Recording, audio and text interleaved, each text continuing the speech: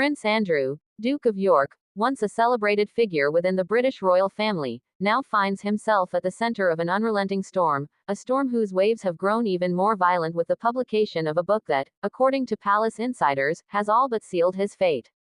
The man who once walked with the confidence of a prince and the privilege of birthright now faces the cold reality that there will likely never be a path back to the public duties and royal standing he once enjoyed. This new account, meticulously detailed by its author, spares no one and no sentiment, cutting through the polished veneer of royal tradition to lay bare a truth so piercing that it has reportedly caused ripples of discomfort even within the walls of Buckingham Palace. The narrative paints a picture not of redemption, but of irreparable reputational collapse, chronicling not only the events that led to Andrew's fall from grace, but also the failed strategies, misplaced confidences, and ill-timed public appearances that compounded the damage. Through pages filled with revelations, the book reportedly captures the private frustrations of senior royals, the anguish of aides caught between loyalty and self-preservation, and the growing recognition that the monarchy's survival requires firm boundaries, even when it comes to one of their own. It is no secret that Prince Andrew's public image has been marred by years of controversy, but what makes this latest publication so damning is not simply the rehashing of allegations and past missteps. It is the intimate, behind-the-scenes accounts from those who claim to have witnessed his refusal to adapt, his inability to comprehend the depth of public disapproval, and his misguided belief that time alone would wash away the stain on his reputation. The book's pages reportedly reveal conversations where Andrew, against the advice of seasoned courtiers, entertained the idea of gradual reintroduction to public duties, only to be met with polite but firm resistance from those who understood the unshakable nature of public opinion in the modern media age. The narrative spares no detail in recounting the fallout from his infamous television interview, a moment that became, in the eyes of many, the single most damaging royal media appearance in decades. It describes the quiet horror within the palace as advisors watched in disbelief, realizing in real time that the carefully managed royal image was slipping into freefall. Yet, the book is not merely a catalogue of public relations disasters. It goes further, tracing the arc of Andrew's royal career from its earliest days, when his military service and charm earned him widespread popularity, to the gradual shifts in perception as whispers of poor judgment began to surface.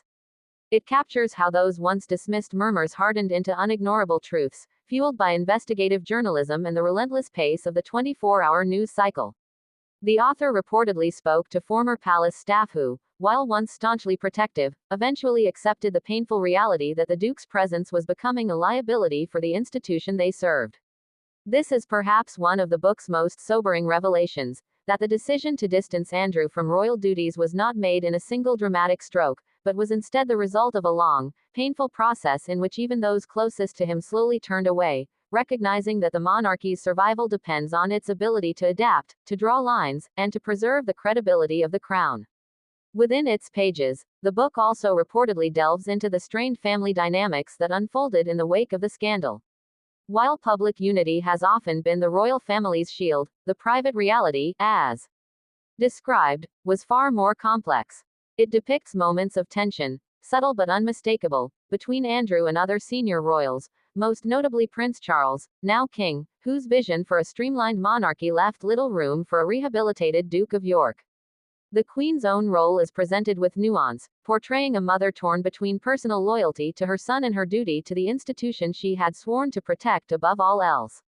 According to sources, her unwavering love did not translate into a belief that he could return to the public stage. Rather, it manifested in a quiet determination to ensure his personal comfort while accepting the inevitability of his withdrawal from royal life. Public reaction, as outlined in the book, has been equally decisive. Opinion polls, press headlines, and social media commentary have consistently indicated that any attempt to reintegrate Andrew into official duties would meet with fierce resistance. The book chronicles the way this sentiment hardened over time, especially as new information continued to surface, and how the court of public opinion now functions as a permanent jury, one whose verdict is nearly impossible to overturn. Even among royal supporters, there is a clear recognition that the Duke's continued absence is not only necessary but beneficial for the institution's stability. The author makes the case that this reality has been quietly but firmly accepted within the palace, with Andrew's future role now confined to private family matters, far from the cameras and ceremonial stages that once defined his life.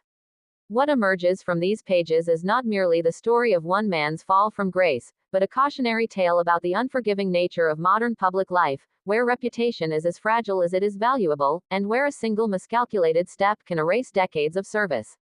The book positions Andrew's case as a pivotal moment in the monarchy's ongoing evolution, a test of its ability to uphold its values while navigating the pressures of transparency and accountability in an age where nothing stays hidden for long. It draws a sharp contrast between the old royal playbook, where time, discretion, and carefully worded statements could contain controversy, and the new reality, where information moves at the speed of light, amplified by social media's global reach. And so, as the dust settles around the publication of this book, one truth stands above all: the road back is gone. The title and privileges remain, but the platform is gone, and with it the ability to shape a public role within the monarchy. The Duke of York will continue to be part of the royal family in name and bloodline, but the curtain has closed on the chapter of his life where he stood before the world as a working royal. The book's final pages leave little room for doubt. His fate is sealed, not by decree or punishment, but by the collective will of an institution and a public that have moved on, determined to preserve the monarchy's image at any cost. In the end, the story of Prince Andrew, as now documented, is a lesson in how even the most protected figures are vulnerable to the changing tides of public perception, and how the consequences of misjudgment can be both permanent and profound. It raises a question that lingers long after the final page. In a world where the past is never truly forgotten, what does redemption even look like for a fallen prince? Don't miss out on more exclusive royal updates. Hit the like button, share this video with fellow royal watchers, subscribe to our channel, and leave your thoughts in the comments below.